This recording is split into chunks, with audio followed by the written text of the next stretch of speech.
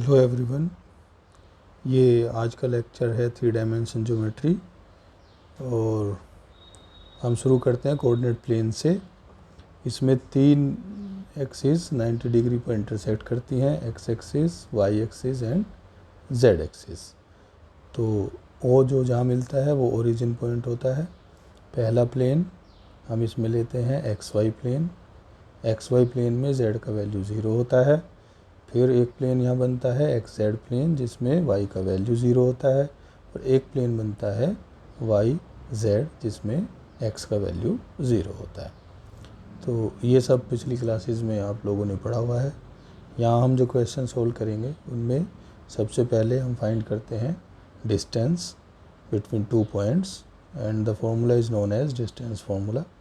To find the distance between 2 points p x1 y1 z1 and q x2 y2 z2, तो हमारा formula होगा, will use the formula p q is equal to under root x2 minus x1 whole square plus y2 minus y1 whole square plus z2 minus z1 whole square.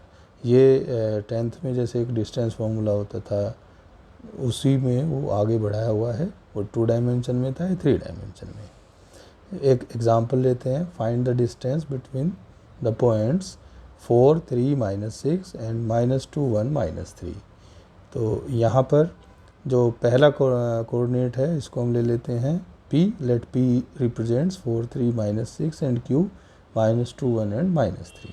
तो here x1 is 4, y1 is 3, z1 is minus 6, x2 minus 2, y1 1, z2 minus 3। Now use the formula pq is equal to square root x2 minus x1 whole square plus y2 minus y1 whole square plus z2 minus z1 whole square. Now substituting the values of x1 y1 z1 and x2 y2 z2, so we will get a square root of 36 plus 4 plus 9 square root of 49, and the distance between 2 points is 7.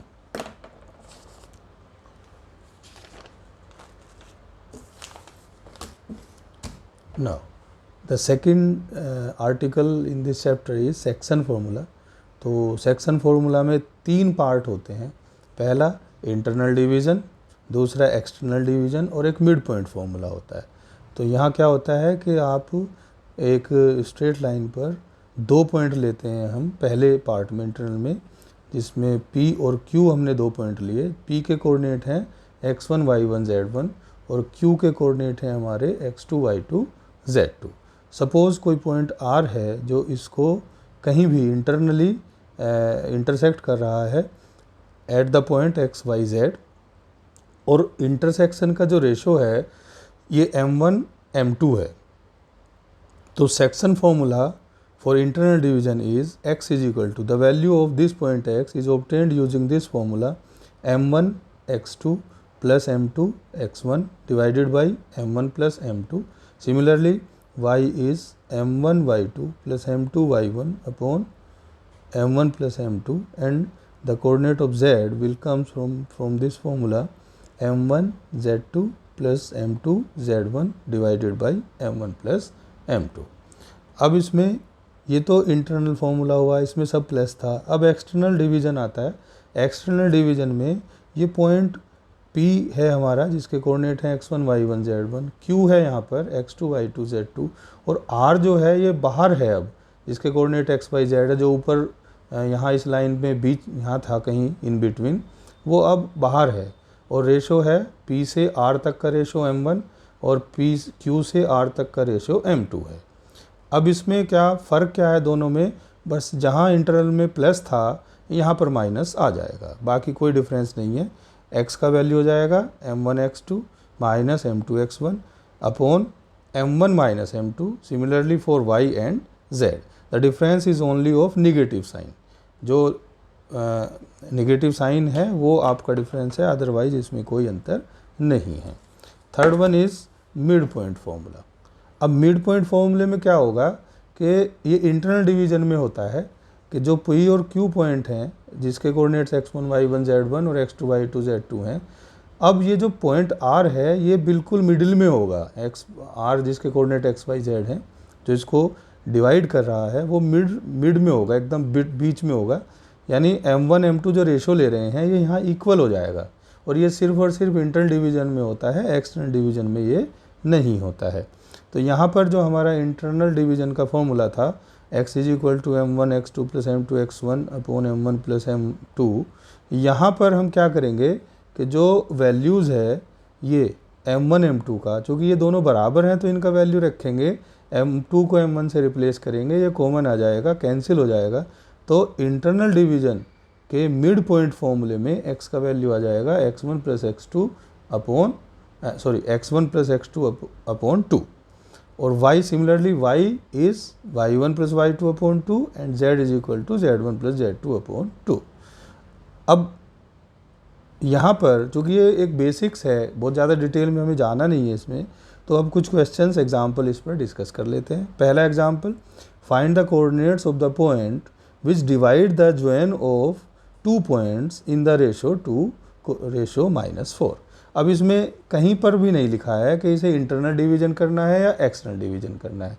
तो जब हमारे पास internal external नहीं होता है तो हम इसमें internal division का ही फॉर्मूला लगाएंगे। तो 2 पॉइंट हमें दिए हैं, रेशो हमें दिया हुआ है। 2 पॉइंट में हम चेक कर लेंगे x1 हमारा क्या है, तो x1 हमारा यहाँ 2 है, y1 हमारा 3 है, z1 4 है, x2 3 है, y2 -4 है, z2 7 है, और रेशो में से m1 हमारा 2 है और m2 -4 है। अब हम इंटरनल डिवीजन का फॉर्मूला लगाकर जैसे x का value m1 x2 plus m2 x1 upon m1 plus m2 लगाएंगे, इसमें हम ऊपर से दी हुई वैल्यू सब्स्टिट्यूट करेंगे और हमारा आंसर आ जाएगा। ऐसे ही अगर हम y में वैल्यू रखते हैं तो हमारा y का आंसर आ जाता है, और z का वैल्यू लगाएंगे तो z के फॉर्मूले में वैल्यू रख के हमें पॉइंट मिल जाएगा, जो इसको इंटरनली या कहीं पर भी जिस रेशो में डिवाइड कर रहा है द पॉइंट इज 1 10 1। तो ये इस क्वेश्चन का आंसर हुआ।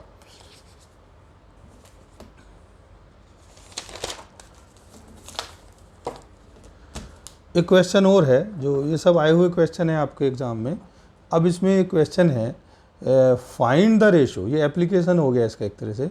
Find the ratio in which the sphere x square plus y square plus z square is equal to 504 divides the line joining the points 12 -4 8 and 27 -9 18।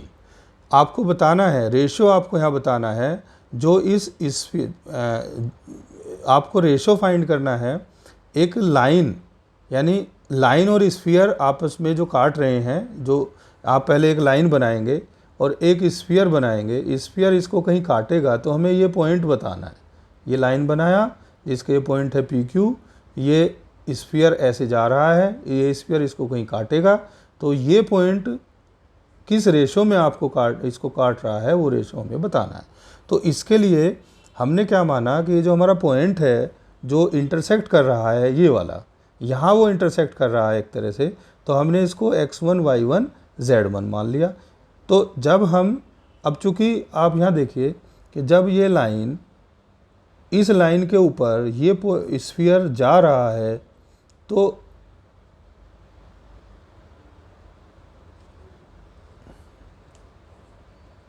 ये वाला जो पॉइंट है, इस पॉइंट के कोऑर्डिनेट x1 y1 z1 होंगे। अब जब इस पॉइंट के कोऑर्डिनेट x1 y1 z1 होंगे तो ये इस स्फीयर को सेटिस्फाई करेगा। तो यहाँ माना let the sphere meet the line joining given points at x1 y1 z1, then x1 square plus y1 square plus z1 square is equal to 504। क्योंकि जिस लाइन पर जो हम पॉइंट ले रहे हैं, इस लाइन के ऊपर ये पॉइंट लिया जहाँ से स्फीयर ने इसे काटा, और इस पॉइंट के कोऑर्डिनेट हमने ले लिए x1 y1 z1, तो इसका मतलब ये स्फीयर की इक्वेशन को भी सेटिस्फाई करेंगे। तो हमारे पास एक इक्वेशन आ गई, x1 square plus y1 square plus z1 square is equal to 504। अब हमने माना कि ये जो 2 पॉइंट है जहाँ स्फीयर इनको काट रहा है, let the ratio is k/1, जो कि हमें रेशो दिया नहीं है तो हमें रेशो फाइंड करना है। तो k/1 में इसे डिवाइड करता है, तो यहाँ हम इंटरनल डिवीजन का फिर से फॉर्मूला लगाएंगे, x1 is equal to k into 27 plus 1 into 12 upon k+1। ये इंटरनल डिवीजन का फॉर्मूला है, similarly for y and z।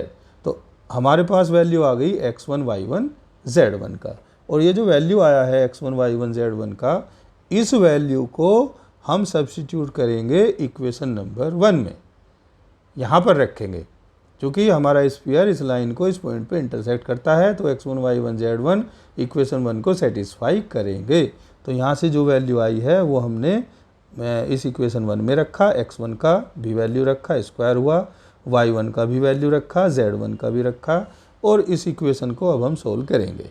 तो यहाँ से हमने देखा कि इसके डिनोमिनेटर में सभी में k+1 है, तो हम इस k+1 को अलग लेंगे, चूँकि a/b का स्क्वायर है तो a²/b² हो जाएगा, तो k+1 का होल स्क्वायर तीनों टर्म से आएगा कॉमन, तो हम इसको कॉमन लेकर ले गए राइट हैंड साइड में 504 के साथ।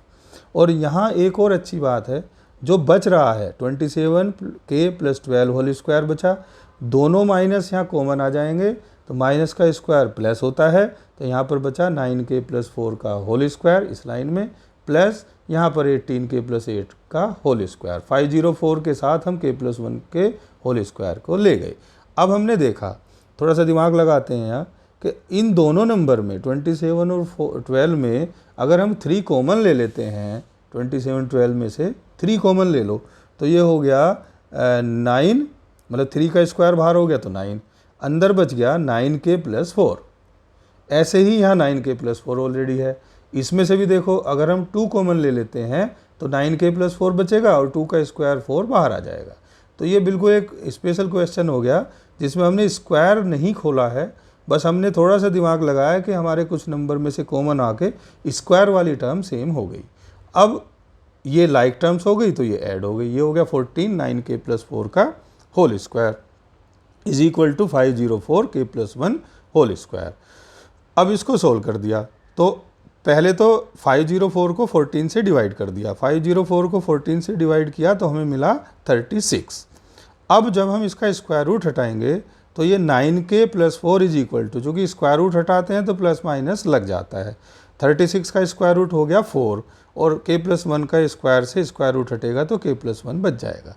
अब हमारे पास यहाँ दो वैल्यू आएंगी, एक तो हम 9k+4 को इक्वल लेंगे प्लस में 4 ऑफ k+1 और उसको सोल्व करेंगे तो k का वैल्यू 2/3 आ जाएगा, और एक इक्वेशन हम बनाएंगे 9k+4 is equal to -4k+1, और जब उसे सोल्व करेंगे तो हमारे पास k की वैल्यू आ जाएगी -2/3। तो अब चूंकि k की वैल्यू आ गई तो हमें रेशो चाहिए, रेशो है हमारी 2/3, तो 2/3 का मतलब रेशो हो गई 2:3। तो अगर हम पहले वाली रेशो लेते हैं तो ये इंटरनल डिवीजन होगा 2:3, सेकंड लेते हैं तो ये एक्सटर्नल डिवीजन हो जाएगा 2:-3। तो ये क्वेश्चन का आंसर हुआ। ठीक है, बाकी के क्वेश्चन आप अपनी बुक से करिएगा और उसमें एक्सरसाइज है, उस एक्सरसाइज के सारे क्वेश्चन आपको करने हैं। That's all.